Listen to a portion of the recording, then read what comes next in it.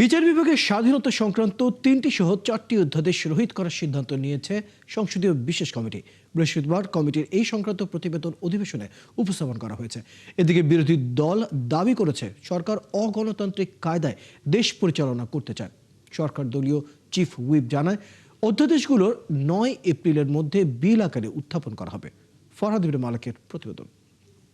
বিশেষ কমিটির রিপোর্ট সংসদে উপস্থাপনের জন্য আহ্বান জানাচ্ছি। অন্তর্বর্তী সরকারের আমলে জারি করা ১৩৩টি অধ্যাদেশ যাচাই বাছাই ও পর্যালোচনা শেষে বৃহস্পতিবার সংসদে প্রতিবেদন দেন সংসদীয় কমিটির বিশেষ সভাপতি জয়নাল আবেদিন।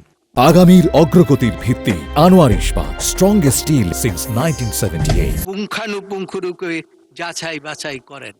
এদিন ১৩৩টি অধ্যাদেশের মধ্যে ৯৮টি হুবহুভাবে এবং ১৫টি সংশোধিত আকারে উত্থাপনের সুপারিশ করেছে বিশেষ কমিটি।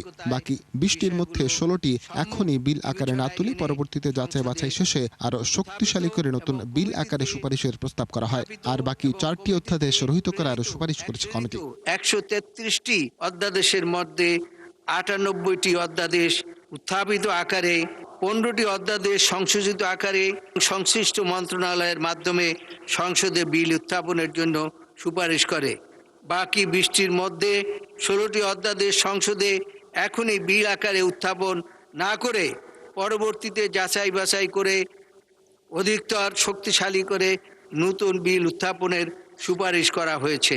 4টি অধ্যাদেশ রহিতকরণ ও হেফাজতের জন্য এখনই সংসদে বিল আনয়নের সুপারিশ করা হয়েছে। অধিবেশন শেষে বিরোধী দল দাবি করে সরকার মৌলিক সংস্কার বিষয়ক অধ্যাদেশগুলো পাশ না করে ও 16টি অধ্যাদেশ উত্থাপন না করে প্রতারণা করেছে। তারা একটা অগণতান্ত্রিক প্রক্রিয়ার মধ্য দিয়েই দেশটাকে তারা পরিচালনা করতে পারেন, সে ধরনের একটা অসৎ উদ্দেশ্য আমরা তাদের মধ্যে খেয়াল করে দেখেছি। এখানে 16টা অধ্যাদেশ আছে যে এগুলো পরীক্ষা নিরীক্ষা করে যাচাই বাছাই করে ভবিষ্যতে সেগুলোকে আবার উত্থাপনের কথা এখানে বলা হয়েছে। এখানে আসলে সুকৌশলে একটা প্রতারণার আশ্রয় নেওয়া হয়েছে। এদিকে অধ্যাদেশগুলো কবে বিল আকারে সংসদে তোলা হবে সে বিষয়ে জানান সরকার দলীয় চিফ হুইপ। আগামী 9 তারিখের মধ্যে আমরা সংশ্লিষ্ট বিলগুলা পাশ করবার চেষ্টা করব। আর যেসব বিল ল্যাপস হয়ে যাবে, তার কোনো প্রয়োজনীয়তা নেই, এরকম বিলগুলোকে আমরা ল্যাপস হয়ে যাবে, অটোমেটিক্যালি আমরা পাশটা করলে এটা ল্যাপস হয়ে যাবে। এই পদ্ধতিতে আমরা বিলগুলো আজকে রিপোর্ট আকারে পেশ করছি। সুপ্রিম কোর্ট সচিবালয় গঠন, বিচারক নিয়োগ সহ অন্তর্বর্তী সরকারের জারি করা 4টি অধ্যাদেশ রহিত করার সুপারিশ করেছে সংসদীয় বিশেষ কমিটি। ফরহাদ ইবনে মালিক, ৭১, ঢাকা।